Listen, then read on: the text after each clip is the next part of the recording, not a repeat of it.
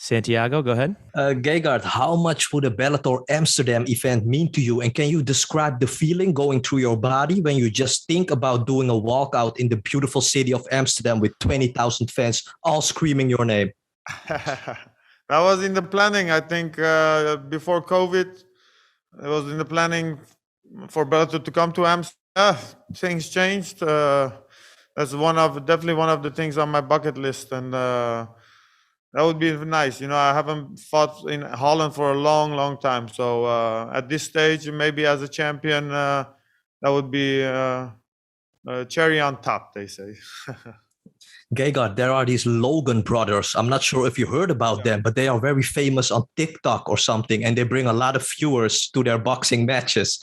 They both currently box under the Showtime banner at 190 pounds, which is, of course, the most optimal weight for you. Is a boxing money fight with either one of these brothers something that would excite you in the future, Gegard? I would take the fight if they would think as me because they can pick the opponents.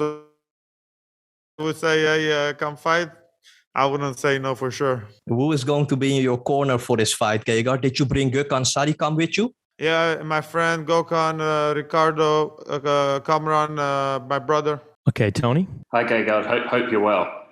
I want to ask you a slightly different question, and this is more learning from your experience in the kickboxing world. We've seen leg kicks, and more specifically calf kicks, play a huge factor in a number of fights recently. I just wanted to get your opinion on why you feel that they're being utilised so much and why people are struggling to defend them. Well, against Douglas Lima, I got plenty of them, and after the fight, I wasn't walking well, so it definitely worked. That's what I can tell you. And with kickboxing, they used to kick in the upper leg. Now calf, it's easier, it's faster, so it's definitely efficient. I tried it. I'm gonna try it also. I tried it in training. I don't know if I can do it in the fights, but definitely a new thing, and it's working. That I can tell you. Michael, go ahead. Been active inside the MMA industry for over 18 years, and you're on a point of your career where every fight is extremely important. Like every fight matters. Where do you keep finding that motivation to fuel that fire you have inside you for this industry? Well, I'm a professional. I think as a professional, you do your work, you show up, you make weight, and I had fights where I was less motivated, but it's a setback and then you bounce back.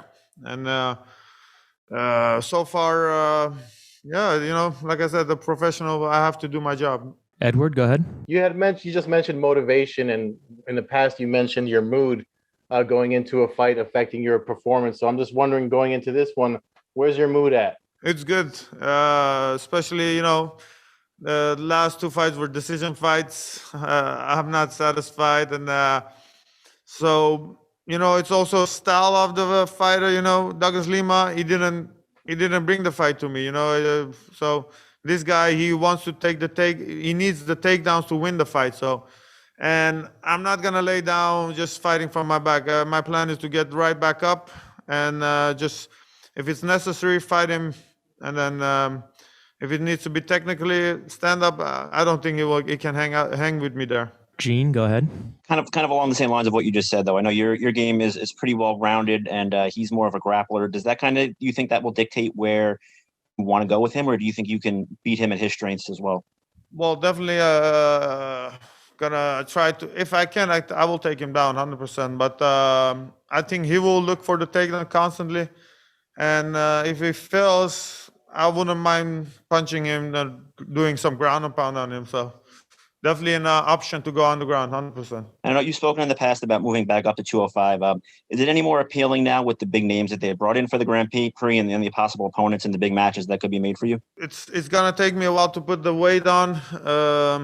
So for me, the most interesting thing is whoever wins the Grand Prix to fight him. Hey, how's it going? This is Mills, part of Pub Sports Radio. I just got a question for you, champ, man. I mean, you haven't lost in You only lost one fight in the last 6 years. And I mean, you have some wins over the biggest names out there and everything. So take me into the locker room when you're walking out. Like, what's in your mind when you're going into that ring? Are you going out there ready to kill? Are you going out there for a 3-minute, 3-round war? Take us in the mind of Gegard Mousasi. Well, you just think of the things that might happen. The closer I get to the cage after that, I don't feel a lot. Once I'm in the cage, I'm not anxious or stressful. But just before the walkout, you still think, okay, I have to do this, I have to do that. What if this happens? And so you're still thinking. But once you're walking to the cage, there's no thinking. It's already on autopilot. Hey, Gegard, this is Todd with Fight.news. Hey, first of all, I want to give you a happy belated birthday there, champ. Thank you. Hey. So first of all, you've already defended this belt here at Bellator, and this is not the first time that you've been a champion, not your first rodeo, as they like to say. And you've talked about mindset. Do you feel the same pressure of defending the belt this time, now that you've already defended it before? I mean, how does that play into this fight compared to the last one now that you're the champ? Well, to be honest, I haven't.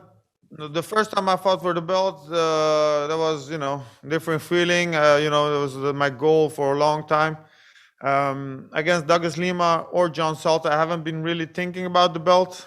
I just look at them as my opponents.